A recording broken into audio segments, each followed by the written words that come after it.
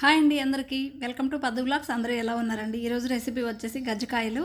మీకు గోధుమ పిండితో ఎలా తయారు చేసుకోవాలో చూపిస్తాను రెండు విధాలుగా. అండ్ దీంట్లో స్టఫింగ్కి మనం యూజ్ చేసే ఒక స్టఫ్ అనేది చాలా చాలా టేస్టీగా ఉంటుంది. కొత్తగా ట్రై చేశాను. తింటుంటే మనకి జ్యూసీగా క్రంచీగా చాలా బాగుంటాయండి. ఏ వీడియో అయినా మీరు స్కిప్ చేయకుండా ఎండింగ్ వరకు చూస్తేనే దాంట్లో ఉన్న ఫలితం అనేది మీకు దక్కుతుంది. ఏదో ఒక వీడియో నచ్చొచ్చు, మీరు ట్రై చేయొచ్చు. కొత్తగా కూడా చాలా వరకు మీరు నేర్చుకోవచ్చు కాబట్టి వీడియో స్కిప్ చేయకుండా ఎండింగ్ వరకు చూడండి. దీనికోసం అయితే గోధుమ పిండి 1.5 కప్ అయితే తీసుకున్నాను. అండ్ హాఫ్ కప్పు అంటే పావు వంత అయితే నేను బొంబాయి రవ్వ తీసుకున్నాను. అండ్ సాల్ట్ తగినంతగా యాడ్ చేసుకొని దీనంతా ఒకసారి మిక్స్ చేసుకోవాలండి. మిక్స్ చేసుకున్న తర్వాత వాటర్ యాడ్ చేసుకోండి. ఎందుకంటే ఆ సాల్ట్ అనేది ఈ పిండి మొత్తానికి పట్టేస్తుంది కాబట్టి వాటర్ కూడా కొద్దిగా తీసుకుంటూ అయితే పిండి కలుపుకోండి. మనకి వాటర్ తక్కువ అయినా కూడా మనం మళ్ళీ వేసుకోవచ్చు, కానీ ఎక్కువైతే మాత్రం మళ్ళీ పిండి లేకపోతే ఇబ్బంది అవుతుంది కాబట్టి చూసుకొని కలుపుతూ అయితే వాటర్ యాడ్ చేసుకుంటూ ఇలా ముద్దలాగా కలుపుకోండి.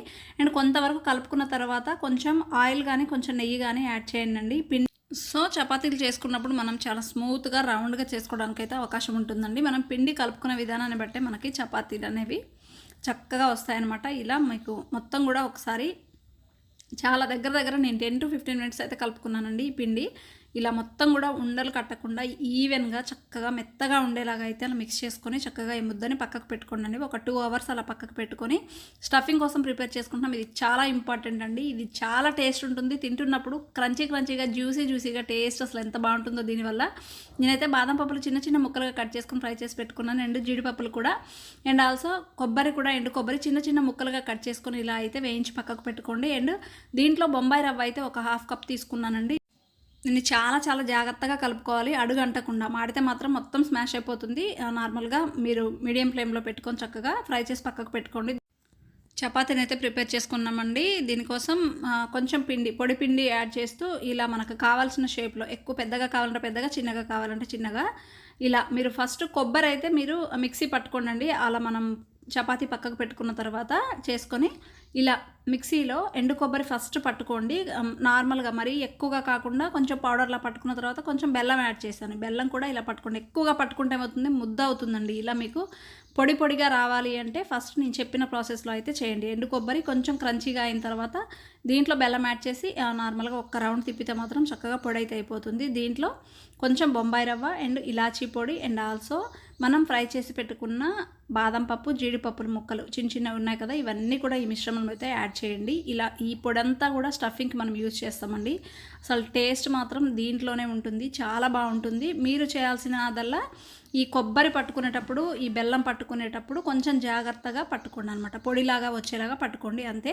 చాలా బాగుంటుంది. దీంట్లో మీకు ఒకవేళ బెల్లం వద్దు అనుకుంటే షుగర్ కూడా యాడ్ చేయొచ్చు. కాకపోతే బెల్లం అనేది ఎంత బాగుంటుందండి, టేస్ట్ మాత్రం ఒక్కసారి ట్రై చేయండి, ఓకేనా. ఈ పొడంతా కూడా మనం ప్రిపేర్ చేసి పెట్టుకున్న ఈ చపాతీలో ఇలా రోల్ చేసి పెట్టుకుందాము. నేనైతే ఫస్ట్ చేత్తోనే చేస్తున్నానండి. ఈ గజ్జకాయ చేసుకునే చెక్క కూడా ఉంది, బట్ ఇలా అయితే మీకు ఫస్ట్ చేసి చూపిస్తున్నాను. ఇలా మన స్టఫింగ్ వరకు ఇలా ఒకసారి అయితే ప్రెస్ చేసుకోండి, ఇది బయటికి రాకుండా. ఇలా మనం ఒక స్పూన్ తీసుకొని ఈ ఎడ్జెస్ కొంచెం షేప్ కావాలి కాబట్టి ఎడ్జెస్ అనేది నీట్గా కట్ చేసుకొని రిమైనింగ్ అంతా కూడా తీసేసుకోండి, ఓకేనా. తీసేసుకొని చక్కగా మనకి స్పూన్ ఫోర్క్తో ఇవి ఉన్నాయి కదా, మనకి ఇలా ఒక షేప్ రావడం కోసం అయితే ఇలా నేను మొత్తం కూడా అనేస్తున్నాను స్పూన్తో దీనికి అంతటా కూడా. దెన్ నెక్స్ట్ వచ్చేసి ఈ యొక్క గజ్జకాయది కర్ర ఉందండి, ఇది మనం చేసుకునే ఇది ఉంది నా దగ్గర. సో దీన్ని అయితే నేను దీంట్లో అయితే ఫోల్డ్ చేసుకుంటున్నాను. యాక్చువల్గా నాకు ఈ చెక్క నాకు అంత పనిచేసినట్టయితే ఏమనిపించలేదండి. మీకు ఒకవేళ వర్కౌట్ అయితే మీరు చేసేసుకోండి. ఇలా మేము చేసినప్పుడు కింద ఫోల్డింగ్ అనేది సరిగా లేక నాకు స్టఫ్ చేసుకున్న పొడి అంతా కూడా బయటకు వచ్చేసింది అనమాట. సో నేనైతే యాక్చువల్గా చేతితోనే ఎక్కువగా చేసుకున్నాను. మీకు ఒకవేళ అది బాగా పనిచేస్తుంది అనుకుంటే మీకు అలా యూజ్ చేసుకోండి. ఇలా అయితే ప్రిపేర్ చేసుకున్నానండి. గజ్జకాయలు మొత్తం కూడా చక్కగా ఆయిల్లో అయితే ఫ్రై చేసుకుంటున్నాను. నేను చాలా ఈజీ అనుకున్నాను కానండి, ఎంత కష్టమో. ఏదైనా మనం చేస్తేనే దాని విలువ తెలుస్తుందండి. చాలా కష్టం అని అయితే నాకు అర్థమైంది. కానీ కొన్ని చిన్న సింపుల్ టిప్స్ పాటిస్తూ కనుక మనం ఇలా ప్రిపేర్ చేసుకుంటే చూడండి, ఆయిల్లో కొంచెం కూడా పొడి జారలేదనమాట. ఒకవేళ గింత కూడా స్కిప్ అయిపోయి పొడి జారిపోయింది అనుకోండి, చేసినంతా కూడా వేస్ట్ అవుతుంది. సో టిప్స్ పాటిస్తూ చక్కగా చేస్తే ఎంత కష్టమైన దాన్నైనా సింపుల్గా చేసుకోవచ్చు. కాబట్టి మీరు కూడా తప్పకుండా ట్రై చేయండి. ఇవన్నీ మీకు చూస్తున్నారు కదా, చాలా నోరు ఊరిపోతున్నాయి అనమాట. అంత బాగున్నాయి చూడడానికి, తింటే కూడా చాలా టేస్ట్ ఉన్నాయండి. తప్పకుండా మీరు ట్రై చేస్తారనుకుంటున్నాను. ఎవరైనా ట్రై చేస్తే డెఫినెట్గా అయితే కామెంట్ సెక్షన్లో కామెంట్ చేయండి. వీడియో నచ్చితే తప్పకుండా లైక్ చేస్తారు కదా. డూ సబ్స్క్రైబ్ మరి. థ్యాంక్ యూ అండి.